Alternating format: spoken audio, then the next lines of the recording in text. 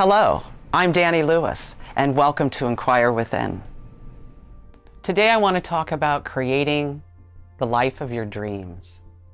And most people see life as a battle, but it's not a battle. Life is a game, and the game has rules, and those rules are spiritual laws. And in order to understand those spiritual laws, we do a lot of research, we have a lot of life experience, and we go through many, many doors and adventures through life. But the way I see that it works for me is that it appears as if there's many different things happening all the time. Our challenges, our struggles, what we go through to create a better life for ourselves. But I believe that instead of it being, it's always something showing up. But I contend that it's the same thing showing up over and over and over again. And as we grow and learn, we become knowledgeable, we have a clear understanding of what life is and how to maneuver through life. So the very first spiritual principle that I'd like to present today has to do with what we put out in the world in relation to what comes back to us. And a lot of times we're not seeing that connection between what we're doing and what's coming back to us as a unity. And if we want something, we give that something. And if you are feeling a lack of financial means, you're in a relationship that you don't want to be in, you're struggling with it, friendship, whatever it happens to be. How do we get to the goal of having life be what we want it to be? And I contend that it's our thinking. What are we thinking? And we can put out, we can state, we can affirm, we can get clear on what we want, affirm what we want in a moment.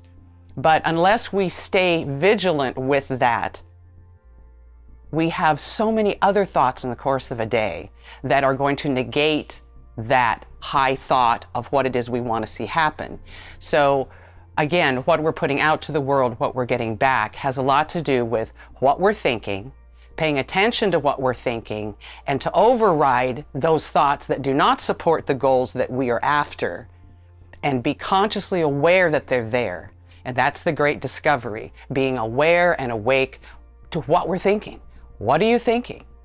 Are you thinking, I want this large amount of money, but then the rest of the day you're feeling unempowered, you're feeling that you can't have what you want, and there's also all those little voices that are going on in our head that are telling us that we're not worthy, we're not enough, that what we want really is not what's real, it's not reality, and it's not part of the world we live in.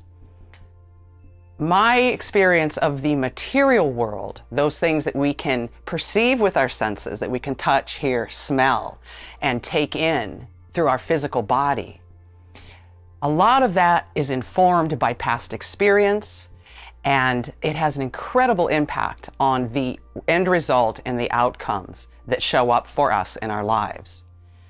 So let's say when you were 5 years old, you were given some money and you were told to save it. Your parents were giving you a little bit of money to work with, and you're learning how to save money. But instead of saving that money, you got down to the store as fast as you could, like I did, and spent it. And well, I was told that I had done something wrong. I was told that I wasn't good with money, and if I was 5 years old, 6 years old, that memory of the emotional experience that I had from my parent, let's say, who told me I was no good with money, or that I didn't know how to manage money well, or however I interpreted that information, can plague me throughout my whole life if I'm not paying attention and if I'm not aware that that experience is going on with me. I have to learn the tools on how to reprogram those emotional memories that I have from the past. I have to learn to be discerning, and I most importantly have to learn how to tell myself the truth. Because if I don't tell myself the truth, if I don't have a North Star within myself that's my floor and my guide, then I'm lost and I'm sort of floundering around trying to find my way. And that's a very difficult thing to do, especially when we're surrounded by a world that is so profit-oriented these days in particular.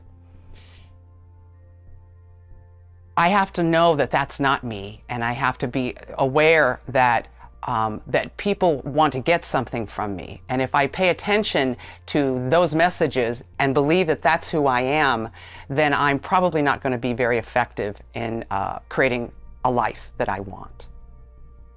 And a little something to take with you today. Repeat after me. Today, I am that open channel for good to flow in and through me, freely, generously, cheerfully.